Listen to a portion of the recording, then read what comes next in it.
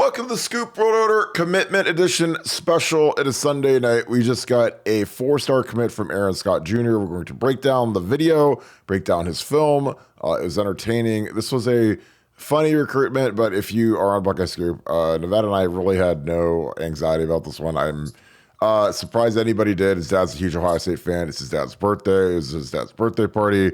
So unless he's going to jackknife powerbomb him and put on the Michigan hat, I did not see that coming. So he is now a Buckeye. He joins Bryce West to form a pretty dynamic duo on the outside corner position. So we are going to break that down. But first, as always, thank you guys for tuning in. As always, we appreciate you guys. We are very grateful for you guys. We are racing to 25,000 subs. So click that like button, click subscribe, and click that little dinner bell, and you'll get an alert every time we go live. We love kicking it with you guys, so thank you guys for tuning in, as always. But first, bringing my good friend Nevada. Nevada, the anxiety is over. Aaron Scott is a Buckeye. Are you surprised? No, I'm not surprised. Look, these are ones that you after you've been doing this for a long time, there's not a lot of drama on this. He wanted there to be drama. Ohio State didn't want to kill the moment for the kid. When you see this thing happening, you don't want to just jump all over it. But I was just laughing when I heard that some other sites had done, videos in case he went to Michigan or videos in case he went to Oregon. And I'm like, man, how dumb can you be? Like, why don't you just admit that you don't have any clue what's going on with the commitment? Doing that, we didn't do any other videos. This is the only one and only video that we're doing. We were going to be here no matter what. But this I thought this was it was dramatic, but not dramatic. But the video was funny. The announcement was funny. Everything about it was funny. And but I mean, let's take a step back from the Wayback Machine. We've been hearing a lot of complaints about defensive staff recruiting and the defense. Knowles is sleeping when the recruits are there, and he doesn't have their phone number, and he won't call them back. And when they come, he insults them and calls them the wrong name. Well, in the last 30 days, we've landed Bryce West, Justin Scott, Miles Lockhart, and Aaron Scott. That's a pretty good run. That would be a good run for at any point in time. But man, we're still on the defensive staff. So I suggest a 1-day moratorium on the defensive staff cannot recruit stuff because they're recruited at a really high level. And as you said, getting Bryce West and Aaron Scott out of Ohio as cornerbacks might be as good a pair of cornerbacks as we've had come out of the state in the same year in a long time. Can you think of a better one? I can't. I think this has been fantastic. He's like a super lanky, super athletic, twitched up dude. I mean, he's exactly what a corner. But let's break down the real star of the show in this episode. This was my favorite part of the video. This was even better than him committing. Is that mom, hit the smoke machine. Mom, smoke. Oh, look at that. They had the smoke machine going. I was like, okay. And the hard part with the smoke machine is like, do you keep it going the whole time? Does it fill the room up with smoke? And then the video, you can't see it on IG. But mom, he's like, mom, when I give you the signal, hit the smoke machine. Okay, right here. Smoke, mom's like, okay, I'll flick the switch, smoke coming out. I was like, that's amazing. He's like sitting there, at his dad's party, smoke machine running. I think he turned it off. I mean, Oregon, this is like, I always wondered if these kids, do they keep their receipts for this stuff? I mean, they probably ordered it from Fanatics or some online website. If you guys like Fanatics, we have a link on our site where you get a little bit of money from your Fanatics orders. There's a little plug. But do they send it back, do you think? Like, what do you do with an Oregon hat and an Oregon book bag after you throw it on the ground like this, and then you get it down to the Michigan stuff, the Ohio State stuff? I do like the shades, though. It is inside. He had to match Pops on his birthday, so they got the shades on with the smoke going. See, here's you see a little bit of that smoke come drifting in. Like you're at Disney World on the haunted house ride. The smoke's coming through, but then he does the pump fake, takes the Ohio State stuff. He's not going to put it on first because he bought the Michigan stuff. He bought the Michigan hat, bought the Michigan book bag, so he's got to put that over here on the chair. Then he's got to hold on now. Everybody's thinking it's Michigan. It's like, no. It's not going to be Michigan. Not on Dad's birthday. He is not going to pick him up and jackknife powerbomb him and spray a big M like the NWO. He's not doing that. He's going to Ohio State. We know this. No other videos need to be filmed. And he puts the Ohio State jersey in the Michigan bag. This was great. What did you think of this when you were watching this? I mean, that was great. I mean, that was one of the all time great ones. Now, again, it's one of those ones where if he had picked the other school, or this was the one where they picked the Ohio State bag and they pull out the Michigan jersey, then you instantly hate him. You instantly hate him. You say that Yes. this is Bush League. How can the kids do this? This is embarrassing. There's not. Instead, it's like this is the greatest thing ever. I mean, it's kind of like when we got the double birds going off the field after the ejection at the Michigan game. Normally that would be, wow, boy, this obscene gesture. That's bad. But because an Ohio State player did it, it was great and it was awesome. And so everything about this Instagram video live was the greatest video in the history of Instagram. And yeah, like I said, I declare this a national holiday. Scott commitment day. And the fact that he trolled Michigan, on this Sunday, we got their hopes up. I mean, all their commitments were all happy. All the players were happy. They're all, oh, Harbaugh, we've got a winning streak against Ohio State. We're going to get all the recruits. And they didn't get anybody. They didn't get anybody. They broke their hearts again. And order has been restored. I like it when the universe makes sense. The universe didn't make any sense when he tossed away the Ohio State backpack. I wasn't buying it. Honestly, I got to be Uh, honest with you, I wasn't buying it. I was still sticking with the Buckeyes, and he redeemed himself. So God bless him. Great kid, instant hero to the Ohio State fans, and I'm glad he didn't jackknife powerbomb Dad through the table on his birthday. That would have been disappointing. but I just love Mom. He's like, Mom, can you get that smoke? And she reaches down. She's like, okay, I got the smoke. Okay, now we can Now, go. don't you We got the wish smoke. mom? Don't you wish Mom had the sunglasses on too? Though that would have been awesome. Yeah, I don't know. She didn't get the memo, I guess, or she left him in the car. She's probably all disappointed now because, like, Can you obviously draw they this? got the smoke one. Can So you if you draw go sunglasses on her like right now? Draw sunglasses. Yes. there we go. She's got like the Ultimate Warrior sunglasses on, so get the little sunglasses going. There we go. Now we're Yeah. now we're Yep. now we're going. But I just love like her face where she has to click the smoke out. That's the best part of the whole video. But no, this was he honestly this was up there with like the Ten Commandments and Oppenheimer. Like this is probably going to beat Oppenheimer at the box office this weekend. So he is not just a great Buckeye, but maybe the greatest person ever for doing this commitment. He did it at 6:30 on his dad's birthday. So the best part is he didn't have to buy his dad a gift because he's like, you know what should I get Pops? Oh shoot, I gotta commit. I might as well just commit on his birthday because then I can save myself $50 or whatever. Get him, instead of getting him something, a gift card, just commit. I mean, I think that's genius. Like, I mean, the whole thing around, you can tell the kid's a genius by doing something like that. Obviously, his dad and mom are thrilled because it's like a 1 hour drive from Dayton, so that's huge. All around, just a fantastic kid. I'm gonna get his highlights going so we can actually watch some football. But the video No, was no, hilarious. yeah, but What's up? but you think about it in the age of NIL, man, it's about marketing yourself, and it's about going out there in Oh terms of doing it. yeah. And before it used to just be, hey, who was the bigger clown, or who was doing this, or there was no real reason to do it. Right now, you've got a financial reason. I mean, he had 7,000 plus people on his Instagram stream watching his commitment. I don't know what the final numbers were. Um, but it was great. And the fact that he was able to trash the entire state of Michigan in one fell swoop. It's like you felt it was like remember doing when Alderaan got blown up in Star Wars or something like that, and Yes, that's Princess Leia. exactly how I Yeah, felt. That's how I felt. it was like a yeah, it was like a crying out. It's like all these voices were Like, just oh, silenced at once. Yeah. Oh, I feel a disturbance. It was exactly oh. like that. And you felt him just rip the heart out of the state of Michigan in one thing, and it was beautiful, man. I personally teared up when I watched this, and this will always be remembered as one of the greatest days of my life. My kids, my marriage, and the day that he ripped Michigan's heart out. Did you when he put the Ohio State bag back behind? Did you like drop your sandwich on the ground? No, and then he No, reached for the I Michigan knew. bag. You knew.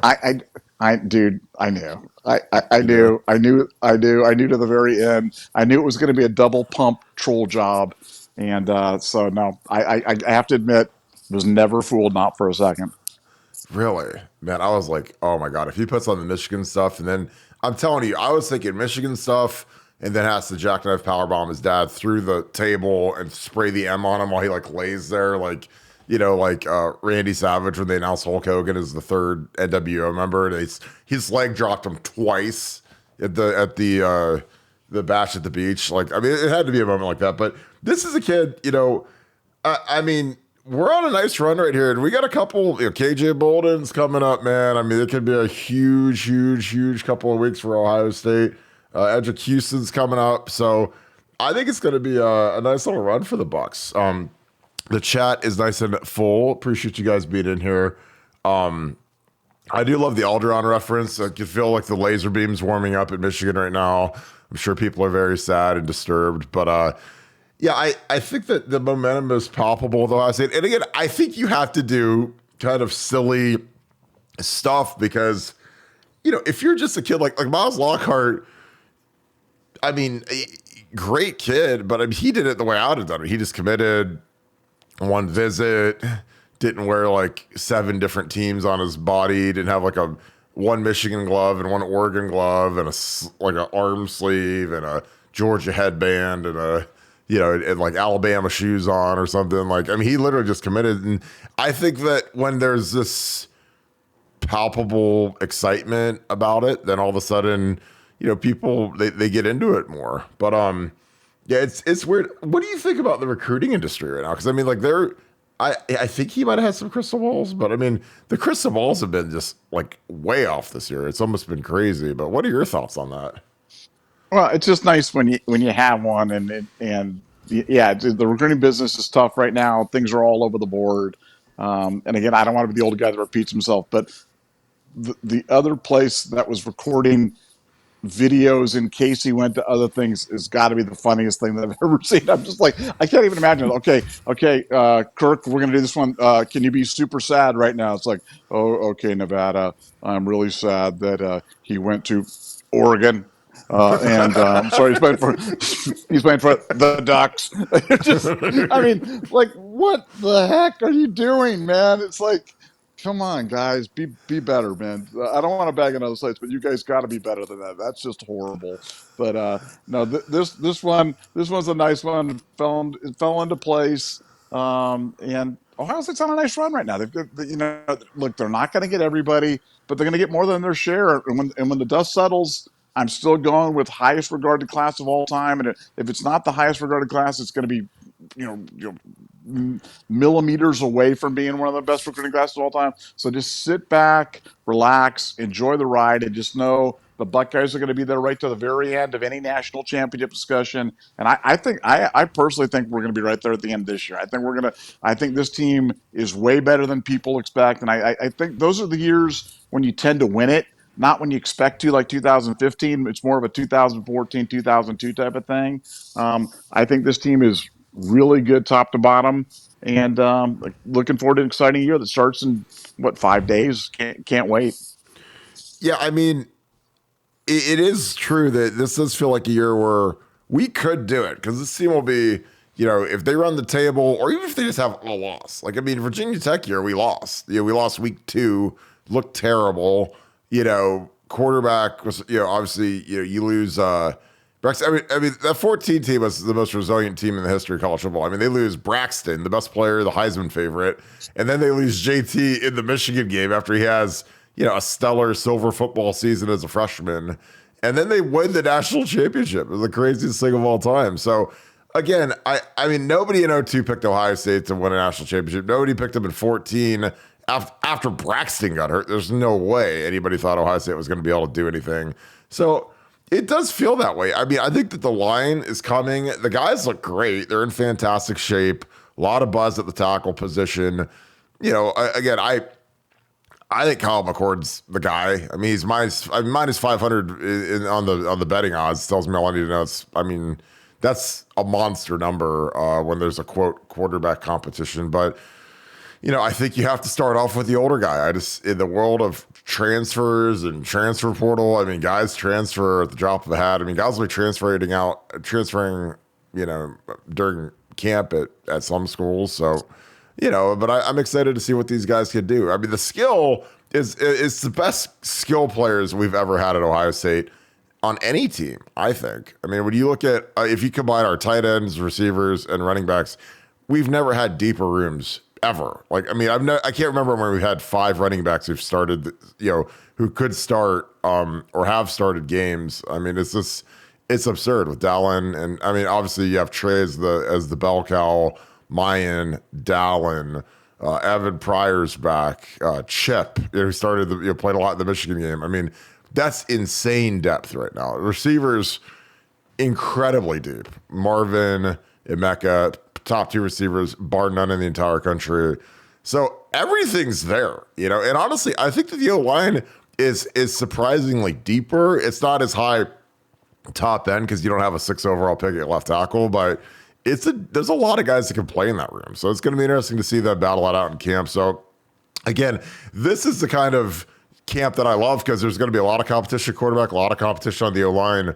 And, again, if this team can survive and get through the weeks, again, like I remember watching the O2 season when I was a senior in high school and I was getting committed, like there were like 8 heart attack games that year where it was like the Penn State game where Gamble runs one back. There's that Cincinnati game where, I mean, could have lost easily, against Cincinnati down in Paul Brown in the Bengals stadium. I mean, it was hairy. That was a hairy year. But again, Illinois, I think Illinois was like a overtime game. I mean, Michigan was like a 1-score game. So it was a battle-hardened team. So they had to play Miami. I mean, God, they'd been through every scenario in the world, and most of them were tough wins, and they weren't blowouts, and the stats weren't pretty. But sometimes it's good to go through some tough games because I think that it makes your team figure out how to win those games. That's something about the O2 team is like they had some really tough guys, but I mean the statistics, especially offensively, weren't really pretty other than Maurice Clare's rushing record. But it was just a fun year. And I mean, when they beat Miami, and that was the most shocking win I think I've ever seen in college football. Just because, I mean, Miami was loaded. They had, guys that were, first rounders all over their roster, and we won. So it was good. What battles are you most excited about in Nevada? Well, I think one thing that I'm looking for that we haven't spent a lot of time talking about this because I think we kind of accept this as kind of like a given, but I want to see JT and Jack Sawyer be JT and Jack Sawyer. You know what I'm saying? Like I want to see those guys dominate off the edge the way that we know / think they should have coming out of high school. Because last year, I mean, if we're really honest and we're taking off the rose-colored glasses and just being brutally honest about stuff, I thought Jack looked a little stiff. Now maybe that's because he was playing out of position, maybe he was playing the Jack position, maybe whatever thing looked a little stiff to me. And JT, I know they say he's got the best pass rush moves. He looked like he had one pass rush move last year, which was the bull rush, and it's the only one he seemed to trust. He didn't like to spin. Certainly didn't like to spin inside, lest he get caught by some guard lurking, and clean his clock. So I want to see those two guys because when you look at our defense, you look at our defensive issues that we had last year. We had lots of issues on the defensive side of the ball, but something that would cure a lot of it is an effective pass rush, only bringing 4. And if you can do that and you can bring that pressure, that improves your third down conversions, that improves your turnovers, that makes your defensive backs look better, that improves your run game, it improves everything. So it's like, my big key for the defense this year and the big thing that I'm watching on the defense this year is can JT and Jack Sawyer be the guys we thought that they were and that we know that they can be? Because I think that we'll only go as far as those guys do. We need them to be great. I think they can be great. I've seen them be great in practice. Can they be great on the field this season? That's the big question I have. Yeah, I think they need to be turned loose. I think that they, the term they use is cage rush, which is basically, they have on certain defenses, for the front 4, what are you allowed to do on a rush? And a lot of times they call these cage rushes where these guys are stuck bull rushing, and like it's just not effective, especially when that's the only thing that you're allowed to do a majority of the time. And that's something that, I think they got to turn these guys loose. They got to let these guys get creative. Because like I think some people don't understand that a lot of these rushes are called, and they're not just organic, spontaneous. Hey, what are you gonna do this time, Jack? I'm gonna go out and do a spin move. Oh, what are you gonna do, JT? Oh, I'm gonna do double scissor moves or whatever. Like, if it's a pass, if it's a known passing situation, a lot of times it's literally, hey, cage rush, which is like rush to the heels of the quarterback so he can't scramble, keep him in the pocket, and I mean, when you're worried about a guy that with some mobility like JJ McCarthy, who ran and had some really critical scrambles against us, including a touchdown. I mean, you don't get to be as creative because you got to keep contained and you got to rush the outside edge, and and it sucks honestly. Like when these guys are like artists, and you say, okay, you get one color to paint with, basically, and you're just like, well, that sucks. It's kind of a waste of my, you get white paint on white paper essentially. So it'll be interesting to see what they do to get these guys going. I thought again, I've railed on the jack position being just something that I don't think we're going to see at all this year because I don't think those guys were good running a 3 down front. We got gashed doing it, so I think that thing hopefully is dead forever. And frankly, like Jack Sawyer wasn't a good fit for that position. I think when they pitched it, it sounded great, but when the thing with football is you got to know who you are as a team and as a unit, and you got to get really good at the things that you want to do. You can't have 80 different things you do. You got to have about 15, 10. On offense, you don't need 700 different runs. You need like 15 runs that you can run left and right, and that's it. Maybe not even that many, maybe 10. It's the same thing with calling defenses. Like you got to get really good at a few things, and that's it. You don't need to make, and that's not Jim Dill's. That's just football in general. That's just, we do on offense. When I played at Ohio State back in the Stone Age, we're running, off tackle, we're running ISO, in the olden days when we had a fullback on the field. And that was what we did, and you can't, because you have to, whatever you put in, you have to practice and rep. So you can't just like say, okay, we're going to have 80 plays. And how many hours of practice do we got? Oh, we only have 3 hour, or we have 3 2-hour practices a week. One isn't in pads. So, how many live reps are you going to get at these concepts versus how many different defensive looks or offensive looks if you're practicing defense? So, I think that, I honestly think that year 2 in the defense will result in huge growth just because these guys have been in the defense, and this isn't just pablum. It's just one of those deals where, they know, everything becomes more second nature when you've been in a system for longer, and now that you're up into year 2, you've got veterans at basically every position. I think it's going to be good. And I think that something that people don't seem to realize is that guys get better year over year. Like I was palpably better year over year when I was at Ohio State from my freshman year to sophomore year to junior year to senior. I got better every single year. And most guys do because you're still growing physically, you mature, you just get you get your little habits in your system, and as guys get older and more comfortable, they lock in. And for a lot of these guys, this is their last go round, or they want it to be their last go round. They're either seniors or they're draft eligible 3rd-year guys, and they want to have a big year. So I'm telling you, that's the thing. Guys start to lock in. They start to do the little things. They start to take care of themselves, start to eat better. I've heard that from a million of these guys on this team right now. And all that little stuff adds up to, I think, what's going to be a really good defense. I think the defense is going to really carry the team this year, which I think people think that's nuts, especially in modern football with Ryan Day's offense. But that defense is going to have to go win a road game. It's going to have to go win against Notre Dame. It's going to have to get a stop versus Wisconsin at night. In these tough environments, man, the 2 things you pack when you go on the road in a tough place are your running game and your defense. And that's just how it is. What are your thoughts on that, Nevada? I think that whenever the defense plays well this year, that people will say, "Oh, that opponent sucks," or it's just the players have gotten better. I think that's my A and my B responses right there, and C will be that we give some credit to the defensive staff for actually doing a good job. Though I think the defense is going to be terrific this year. I've heard all the complaints. I've heard all the stuff. It was nice today, just for one day, to put the defensive staff recruiting sucks thing to bed just for 24 hours.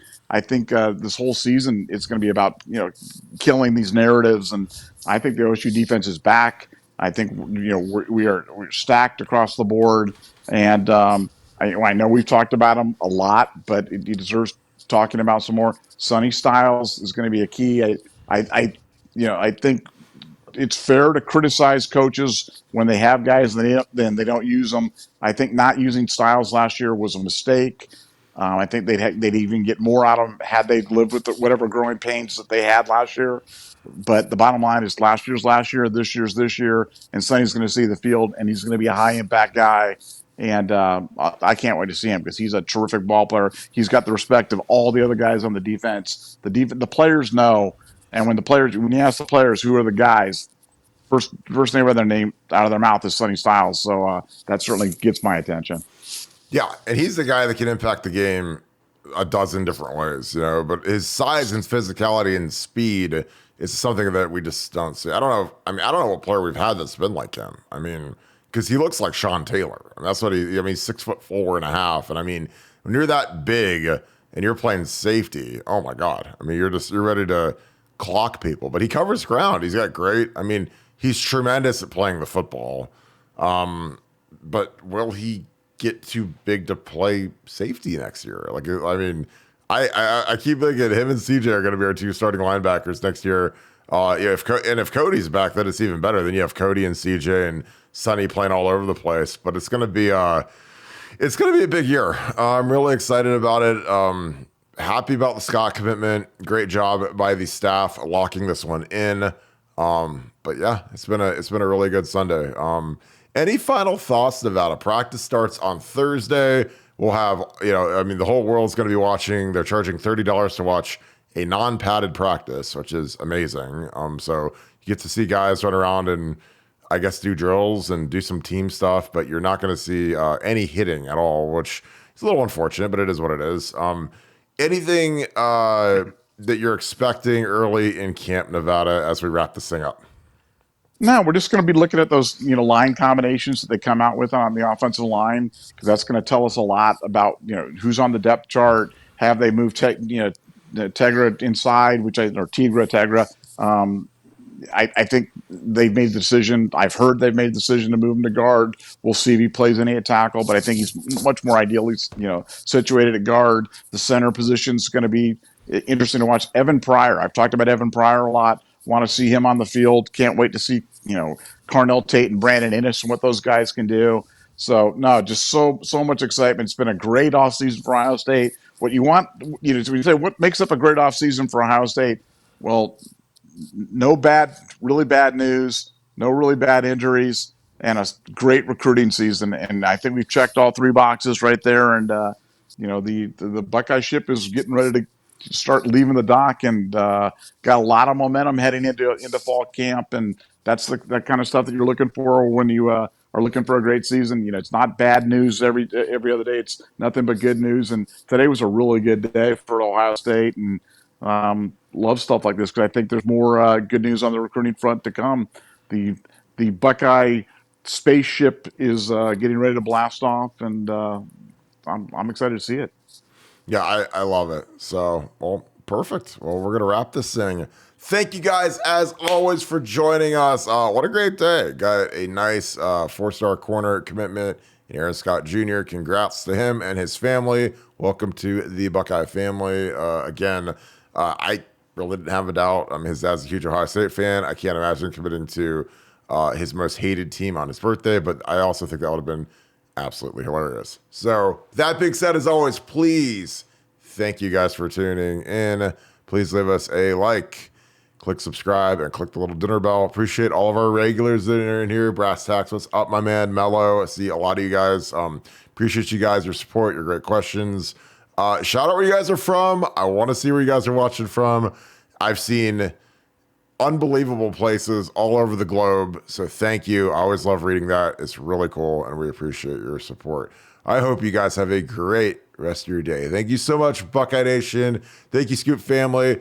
It is time for you guys to subscribe to BuckeyeScoop.com if you guys are not members, because our content is cranking right now, and it is awesome. Best community there is for Ohio State sports. Really active message board. The number one message board in the Ohio State sphere by far. Well regulated, nice and clean, excellent content. We have a blast on there. So we'd love for you guys to join our Buckeye Scoop family. Thank you. You guys have a great rest of your day. Go Bucks.